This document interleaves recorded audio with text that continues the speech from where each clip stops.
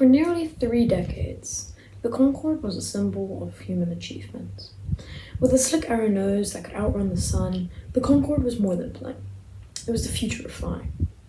It could fly from London to New York in 3.5 hours. It flew higher than any airline, faster than a bullet, and was a masterpiece of engineering. But on July 25th, 2000, just minutes after takeoff, it would end in flames. Hello, my name's Jeff, and today, and welcome to the series I'm calling The Dark Side of Aviation. It was a hot summer afternoon at Charles de Gaulle Airport, Paris. Air France Flight 40590 was a chartered Concorde service bound for New York City. On board, 100 German tourists, 2 Danish passengers, and 9 crew members, total of 111 passengers, all headed to join a cruise departing from New York. The aircraft was one of Air France's oldest Concordes, first flown in 1975, 25 years earlier. It was piloted by Captain Christian Marty, 54-year-old veteran pilot with over 13,000 flight hours. Beside him was the first officer, Jean Marcotte, and a flight engineer of Gilles Gardenoud.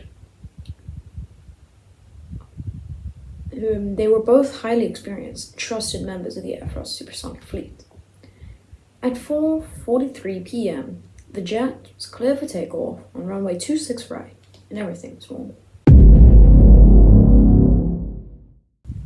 As the Concorde accelerated down the runway, it unknowingly ran over a 43-centimeter strip of titanium that had fallen moments earlier from a Continental Airlines DC-10 that had taken off shortly before.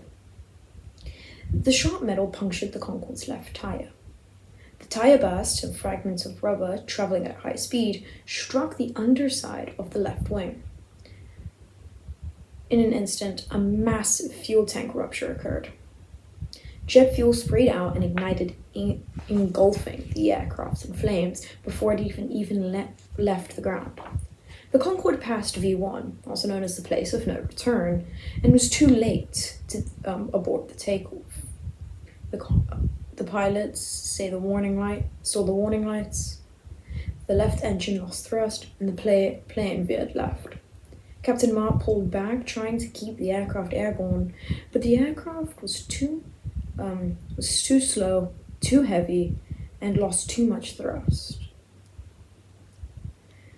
At 4:44 p.m., barely a minute after takeoff, Flight 4590 crashed into the Hotelissimo Hotel in the town of Gonesse, just outside the airport perimeter.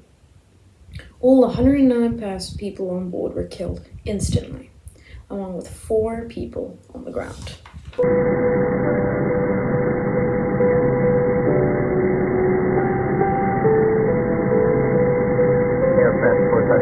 Runway 26 right, clear for takeoff. 4590, clear for takeoff. 26 right.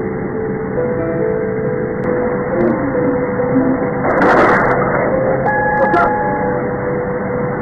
4590, you have planes behind you. Roger.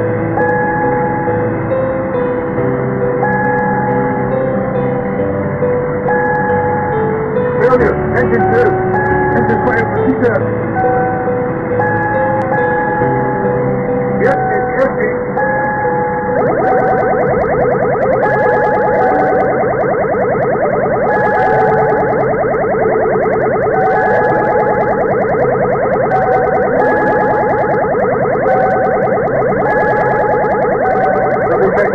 Double heading.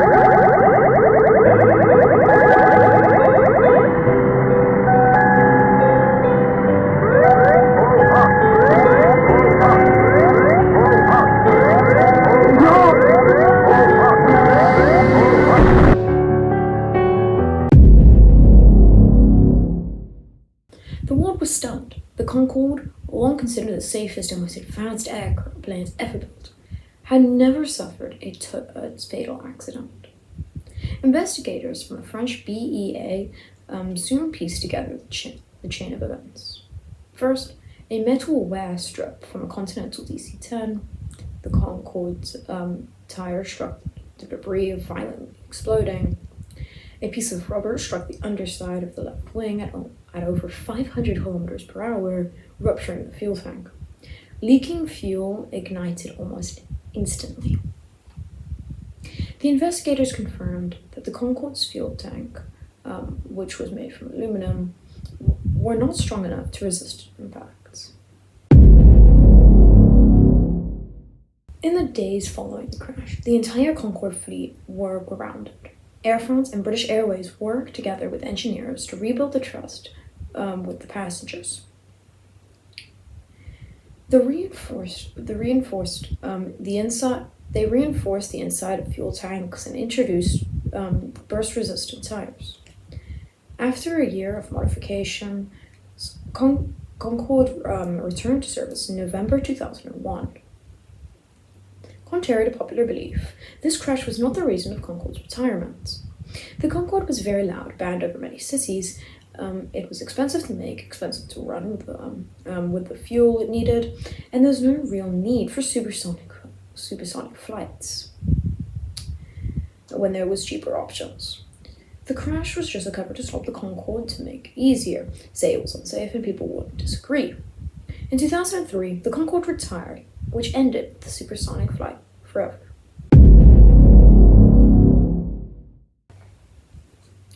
Emirates began conducting stricter runway debris inspections. Airline implemented tighter maintenance checks. Aircrafts developed stronger fuel protections. Flight 4590 was more than the end of the journey. It was the end of an era. A small piece of titanium brought down one of the most impressive aircrafts, but its legacy would stay forever. If you enjoyed this video, leave a like, subscribe. If you have any more aircraft crashes that you want to see, just comment it down below and I will try and do it. So yeah, if you like this, you know what to do. Leave a like, subscribe, and I'll see you in the next video. Cheers.